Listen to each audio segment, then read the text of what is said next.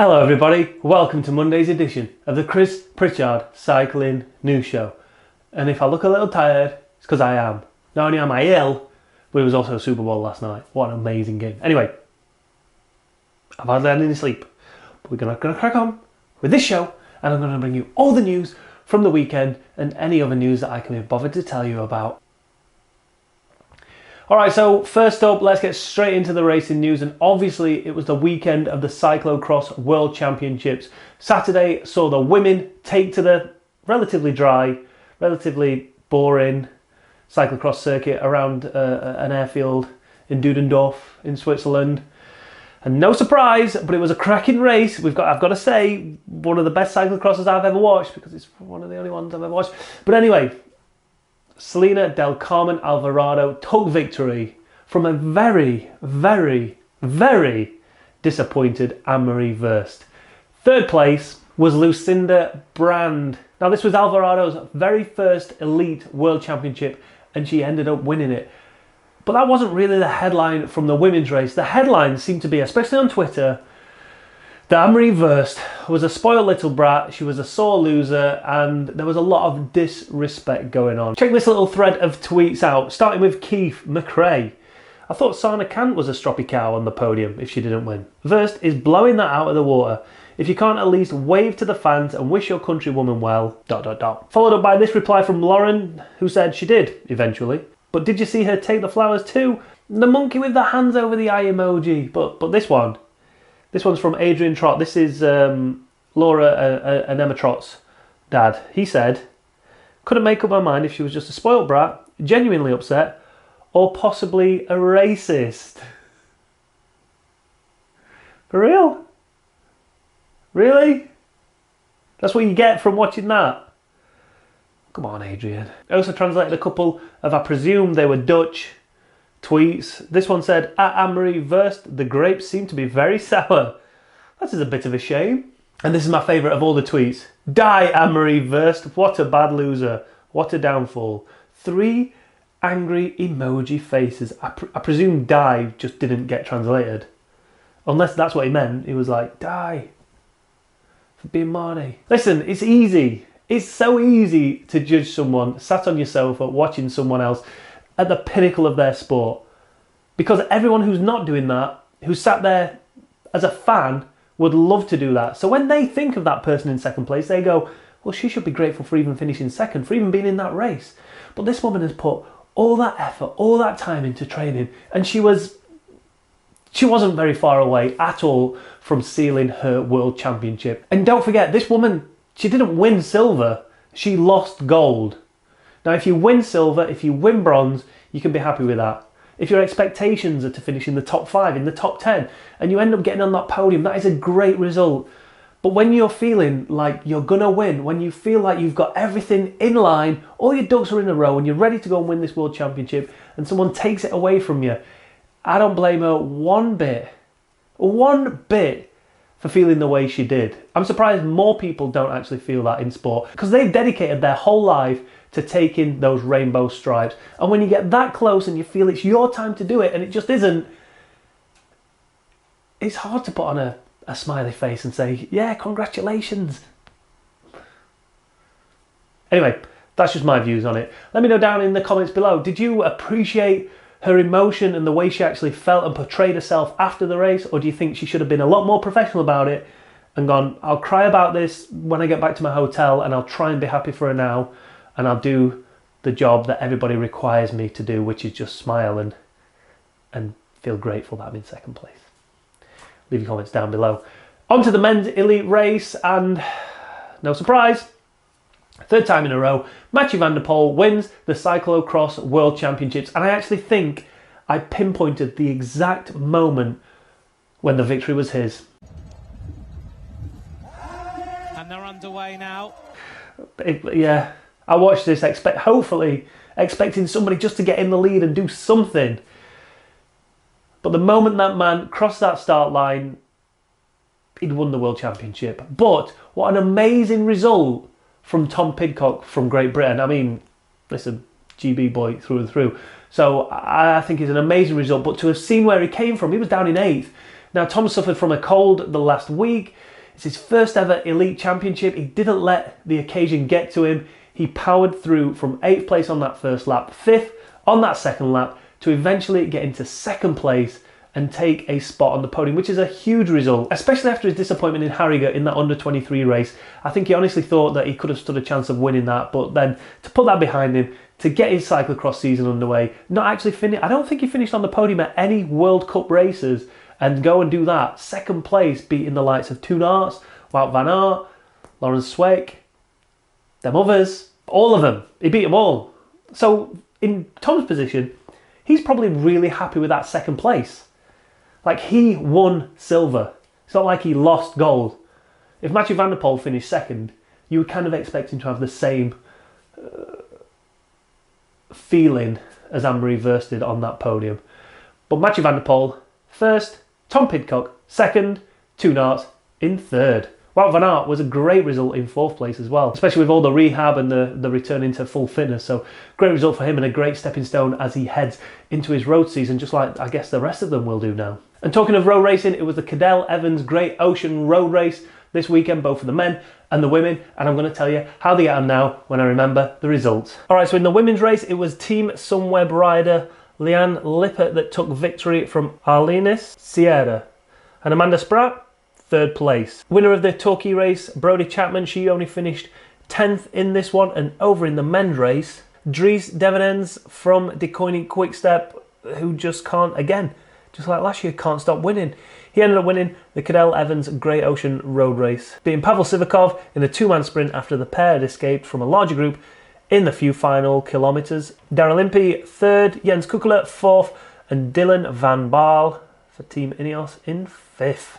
Next up, and sticking with the pro peloton, Mikel Landa over the weekend was involved in a crash which involved a car, I guess, well, let's get this wording right. A driver of a car struck and hit Mikel Landa and a friend while he was out training. Thankfully, suffered no major injuries. However, the car didn't stop, not bad. And hopefully, Mikel Landa will be returning to training very shortly in the coming days. Over on social media, he wrote, "This morning while I was out training with a friend, a car hit us from behind and took off. The first test confirmed that everything is okay, and I hope to return to training in the coming days." And over the weekend, we saw a bit of a shock retirement and then a shock signing of a new rider over at Team INEOS. So, over the weekend, Vasil Kirienka finally hung up his cycling shoes. I think he's the oldest rider to retire at, I think he was 72. I could be wrong, but I know he's been around forever. I knew he used to race against Eddie Merckx, Tom Simpson, people like that. Eventually, he has got to the point where he's decided to retire. He steps to one side, and in steps Cameron Wurf. Now, a lot of people might say, who? And I'll be honest, so did I. But Cameron Wurf used to be in the professional peloton quite a long time ago, rode for Liquigas, and then eventually when they became Cannondale, then he retired as a professional cyclist and went into triathlon.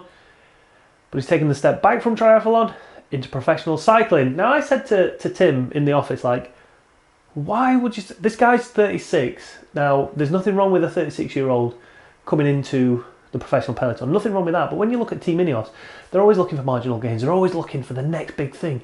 You look at Egan Bernal, you look at the other youngsters, I can't remember the names, but they've got a couple of youngsters in there who they're expecting to be Grand Tour riders in the next 5, potentially 10 years. They've got their eyes on the youth and bringing them through and developing them. But this man, what, in Dave Brailsford's own words, how much headroom does he actually have? What's he there? What role is he there to fulfill? Because yes, I'm sure he's a very highly talented and highly skilled cyclist and could do way more than I could ever do. But if they've got a position available in that team, you'd think they'd go looking to give it to a kid who can have the opportunity to grow within the team. Because you can't help thinking that Cameron Wurf's not actually going to be there for that long, is he? But then, so I said to Tim, what do you think it is? And he came back with the answer, well, potentially Team INEOS could be looking to go into triathlon, because obviously he's one of the best triathletes in the world. So could we potentially see something happening here with them just gleaning all the information out of him while giving him a contract to ride professionally on the road again, to get all that information from triathlon and then put it into practice and have I don't know, the best triathlon. Do you have triathlon teams, or is everyone just riding as individuals there? But I don't know. Yeah, Team INEOS could be getting into triathlon. That's my thought on it. What do you think to it? Leave your comments down below and let me know. All right, next up, and it's back again for another week. Potentially might not be next week, but this is my special features where I just do something a little off the wall, a little different instead of bringing you news. This time, it's the first look and my first initial review of the Orca O2 training system. Here we go. Here we go. So it's just like rollers, right? Pretty much like rollers. That's the best way to explain it. Nailed it.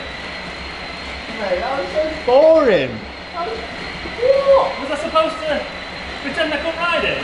Well, this is the first time I've rode it. So this is honestly the first time, yeah? Can you confirm this is the first time? Well, you know it because you saw this at my house. Yeah. In the cardboard This box. is actually Chris's first time. Alright, that was not that hard at all, was it? So, how easy is it to ride an Orca trainer? Very. Oh. Evidently.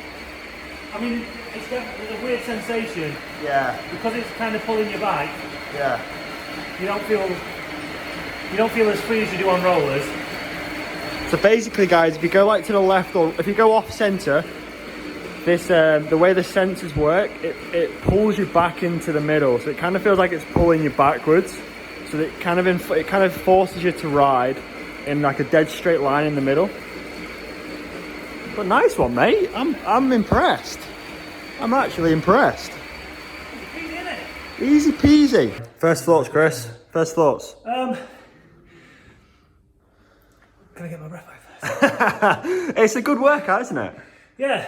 The only thing is, like you say, you need to calibrate the wattage by the looks of it on Zwift. Yeah, so they recommend that you use your own power meter because the watts on Zwift aren't accurate to the watts on the real road. So if they have the power, if you have the Zwift connected to the power of the trainer, yeah, and it went to the actual speed that actual power is, this belt will be going far too fast and it'd just be like dangerous.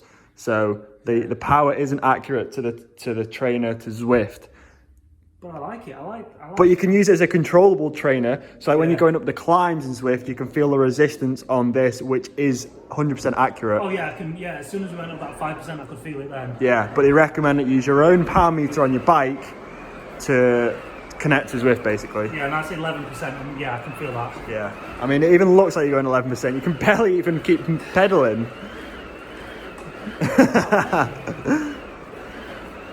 Originally, Orca sent this training system to me to be able to put in this office and to ride and get a feel for it and, you know, be able to ride it over a long period of time. And this is where the first issue comes in for me personally. It's too big. In terms of footprint, it's about 2 meters 30, I think it is, which is far too big to fit into this office and to actually put it in a space that's manageable. And this is I think this is 14 foot by 10 foot.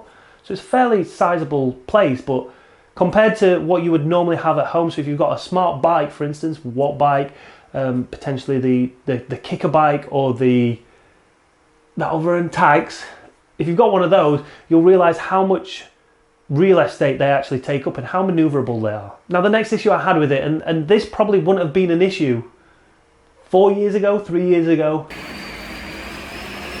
Oh, here we go. The noise of it is just too loud. Like, because you're moving the belt itself, there's no motor moving the belt and then you just pedal along. You're generating the power and the movement in the belt. And it's just like if you've ever been into a gym on a 6 o'clock in an evening when everybody's on the treadmills, all you can hear is and in the gym it becomes background noise. But when you're in your pain cave and you're on your own, it just becomes too loud. Like, smart trainers used to be loud like that, but then they became silent, and now that is the gold standard when it comes to training indoors. You just want to be able to hear that terribly, terribly serviced rear mech and nothing else. I feel pretty bad because I want to give it more kudos. It is a great thing. It is a great tool. However, I don't feel like it's a great home trainer. It takes up too much real estate, makes too much noise, and is far too expensive for someone of my standard of living. But if you've got a massive house with a massive bank account, then it's a great tool. Now, with all that being said, and I know I feel like I'm just poo-pooing it, I'm not, because the ride experience is great. I love how it feels when you're actually riding it. It's better than it is on rollers, for instance. Like, rollers are great, but there's just something missing. You don't feel like you're out on the road. But with that, it just feels like you're riding your bike. But with that, it just feels like you're riding your bike, which is exactly what you want. Because I know from time and time again spent on a stationary smart trainer that this, I mean, I'm not doing much anyway, but this never feels like it gets the same workout it does when you're out on the road. So when you're out on the road, you're isometrically contracting your abs all the time and muscles in the upper body to get that bike over a hill, or just to stay balanced, or to move around corners. But obviously when you're on a smart bike, a smart trainer, you're not doing any of that. You just head down, not even thinking about it, and just going for it, which some people might prefer. However, if you want that real road feel, and if you want to feel those like for like comparisons and those like for like adaptations, you're going to get it much better on something like the Orca trainer than you are on a smart trainer. Hopefully at some point I'll get more of a chance to ride it, spend a bit more time on it, and then I'll be able to bring you a full review on it. But that's my first thoughts, first opinion on the Orca training system. And that's your daily dose of news over and done with for another day. I'm away now for the next couple of days. I will hopefully be back Thursday with a stream. It's been time since I've done a stream. Make sure if you've enjoyed it, hit that like button. If you've not, hit that dislike button. But above all, leave your comments down below. And this one's really important. This one's really important. And when you do this, I want you to think outside the box. I don't want rubbish recommendations for this, because this is quite important. And Tim keeps asking me to put this in the video. So if you've made it this far, you're one of my OGs, and I expect a comment on this one. Think outside the box on this.